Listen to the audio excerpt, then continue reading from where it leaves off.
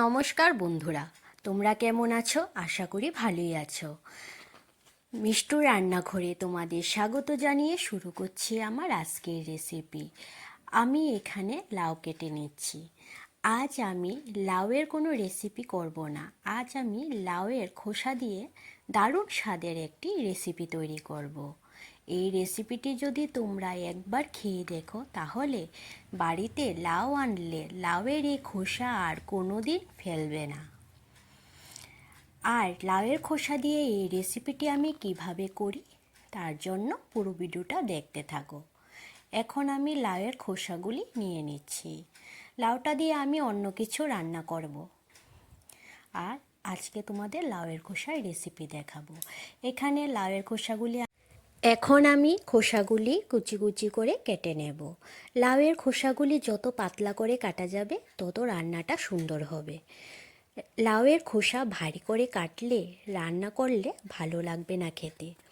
এই জন্য আমি লাউয়ের খোসাগুলিকে পাতলা পাতলা করে কেটে নিচ্ছি। অনেকেই ভাববে লাউয়ের খোসা খায় নাকি কেউ, কিন্তু লাউয়ের এই খোসা দিয়ে যে ভালো ভালো রান্না করা যায় তা প্রায় অনেকেই জানে না। লাউয়ের এই খোসা অনেকেই ফেলে দেয়।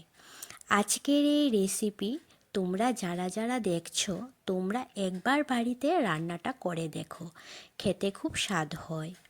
আমার কাছে এই রান্নাটা খুব ভালো লাগে।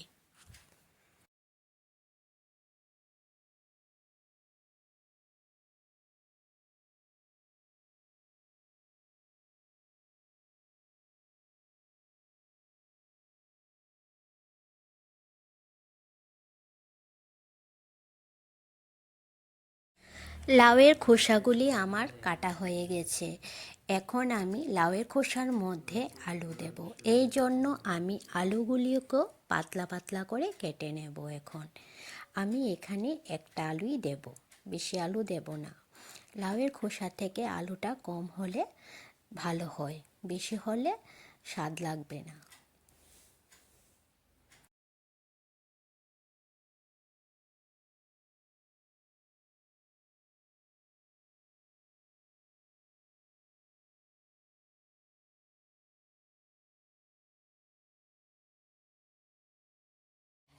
লাউয়ের খোসা আর আলু দুটোই আমার কাটা হয়ে গেছে। এখন আমি এগুলি ধুয়ে নেব। এর জন্য আমি বাটিতে জল নিয়ে নিয়েছি। প্রথমে আমি লাউয়ের খোসাগুলি ধুয়ে নেব, তারপর আলুগুলিও ধুয়ে নেব।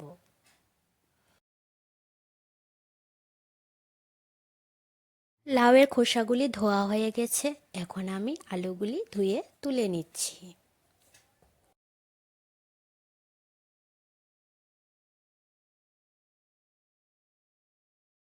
লাউয়ের খোসা আর আলুগুলি আমার ধোয়া হয়ে গেছে। এখন আমি একটা কুকার নিয়ে নিয়েছি। এখন কুকারের মধ্যে আমি দিয়ে দিচ্ছি লাউয়ের খোসাগুলি। লাউয়ের খোসাগুলি আমি 50% মতন সেদ্ধ করে নেব। এর জন্য দিয়ে দিচ্ছি জল আর দিয়ে দেব সামান্য নুন।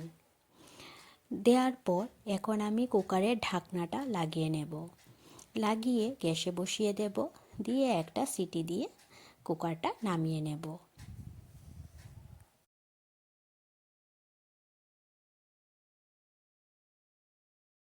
লাউয়ের খোসাগুলি কুকারে একটা সিটি দিয়ে নামানো হয়ে গেছে। খোসাগুলি 50% মতন সেদ্ধ হয়ে গেছে। এখন আমি খোসাগুলি বাটিতে নামিয়ে নেব। খোসাগুলি আমি 50% মতন সেদ্ধ করে নিয়েছি, আর 50% রান্না করার সময় সেদ্ধ হয়ে যাবে। খোসাগুলি আমার জল ঝরানো হয়ে গেছে। গ্যাসে একটা আমি কড়াই বসিয়ে দিয়েছি। দিয়ে দিলাম পরিমাণ মতন তেল। রান্নাটা আমি সর্ষের তেলেই করব। এর জন্য আমি এখানে সর্ষের তেল দিয়ে দিলাম।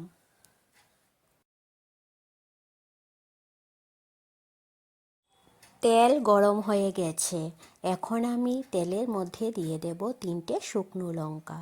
শুকনো লঙ্কাগুলি যখন কালো হয়ে আসবে তখন আমি দিয়ে দেব লাউয়ের খোসাগুলি। শুকনো লঙ্কাগুলি কালো হয়ে এসেছে, এখন আমি খোসাগুলি দিয়ে দিচ্ছি। তারপর দিয়ে দেব কেটে রাখা আলুগুলি। লাউয়ের খোসাগুলি আর আলুগুলি দেওয়ার পর হালকা নাড়াচাড়া করে নেব।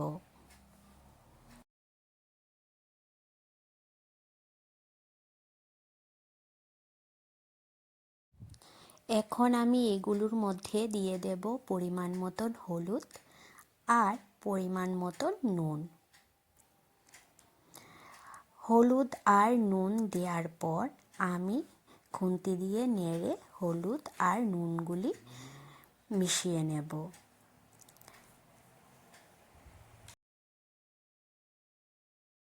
নেড়ে চেড়ে লাউয়ের খোসা আর আলুর সাথে হলুদ আর নুন মেশানো হয়ে গেছে। এখন আমি 5-10 মিনিটের জন্য ঢাকা দিয়ে দেব, যাতে আলু আর লাউয়ের খোসাগুলি ভালোভাবে সেদ্ধ হয়ে যায়।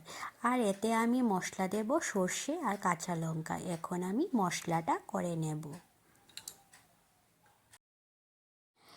সর্ষে আর কাঁচা লঙ্কাটা আমি শিলনোড়ায় করে নিচ্ছি। সর্ষেটা খুব প্লেন করে বেটে নিতে হবে। কথাই আছে, মশলা যদি হয় চন্দন তবেই হয় রন্ধন। এখন আমি মশলাটা প্লেন করে বেটে নেব। তোমরা চাইলে মিক্সিতেও করতে পারো।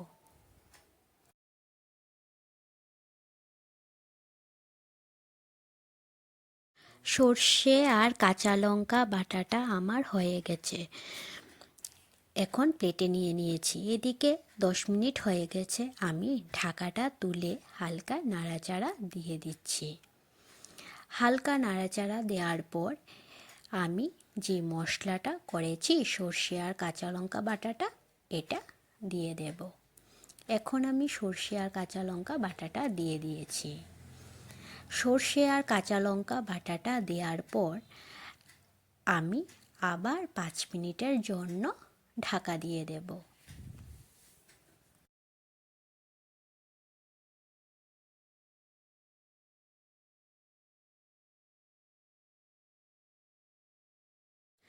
পাঁচ মিনিট পর আমি ঢাকাটা তুলে নিয়েছি। এখন আমি লাউয়ের খোসা, আলু আর মশলাটা ভালোভাবে ভেজে নেব। ভাজার সময় গ্যাসের আঁচটা একদম কমিয়ে দিতে হবে। এখন আমি এতে দিয়ে দেব পেঁয়াজ কুচি। এখানে আমি একটা পেঁয়াজ কুচি করে দিয়ে দিচ্ছি। এখন আমি সবগুলি ভালোভাবে ভেজে নেব। যখন ভাজার থেকে তেল ছাড়বে তখন বুঝে নিতে হবে যে রান্নাটা হয়ে গেছে।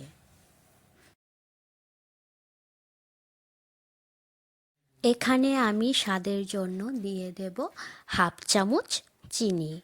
চিনিটা তোমরা না চাইলে নাও দিতে পারো, কিন্তু 1/2 চামচের মতন চিনি দিলে রান্নাটা একটু স্বাদই হয়। লাউয়ের খোসাগুলি আমি লাল লাল করে ভেজে নিয়েছি। লাউয়ের খোসা থেকে আমার তেলও ছাড়তে শুরু করে দিয়েছে। আর 2-3 মিনিটের মতন রান্না করলেই হয়ে যাবে। লাউয়ের খোসার রেসিপিটি যদি তোমাদের কাছে ভালো লেগে থাকে তাহলে লাইক আর সাবস্ক্রাইব করে দেবে। আর আমার ফেসবুক পেজ মিষ্টু রান্নাঘর, এই পেজটি ফলো করে দেবে। ফেসবুক পেজের লিংক আমি ডেসক্রিপশানে দিয়ে দিয়েছি।